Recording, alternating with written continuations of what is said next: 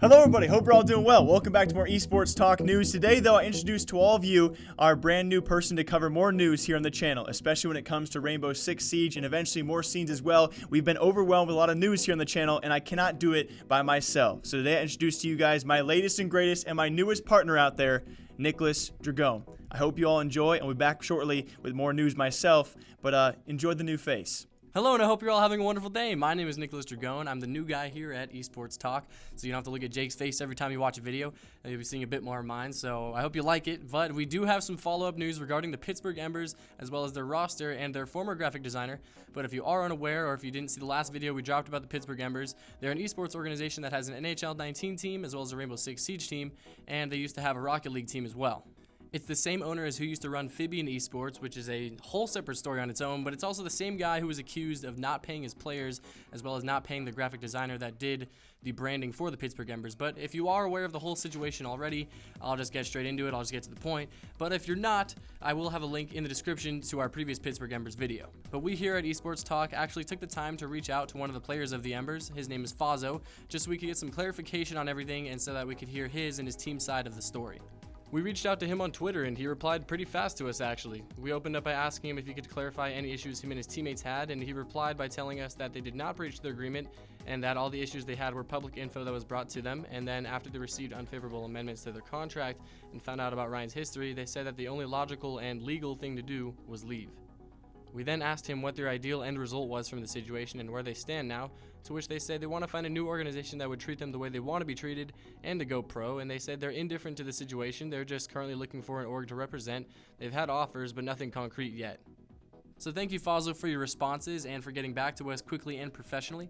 This gives us a better idea of the whole situation here, and now we have feedback from two sides, and while this isn't all the information that we would like to have, it's definitely a step in the right direction to getting a true understanding of what's really going on here. But of course, we're left with some questions here because we have Phozzo on one side saying that they did not breach their agreement and that leaving the organization was the only logical and legal thing to do, which has me wondering how it's legal, just considering how they just signed a contract. And they also say that they didn't breach their agreement when you have Ryan on the other side saying that they did breach their agreement for leaving the organization without grounds.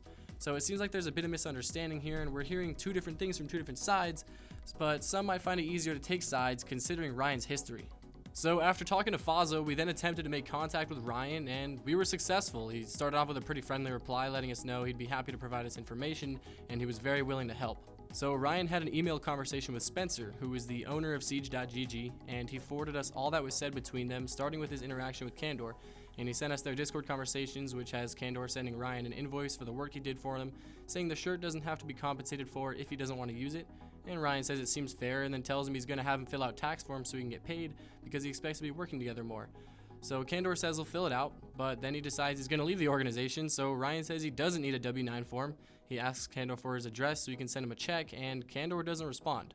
So that is Ryan's side of the story with the Candor situation. We can see that he was actively trying to pay him, but Candor just wasn't responding.